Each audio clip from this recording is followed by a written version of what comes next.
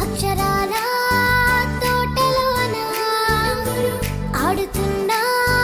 చిన్ని చిన్ని తూనిగలం పుస్తకాల చెట్టు కింద ఊగుతున్న చిట్టి పొట్టి చిన్నారులం అమ్మ పాట వింటూనే అమ్మాలు ఇడ్లీ వడ తింటూనే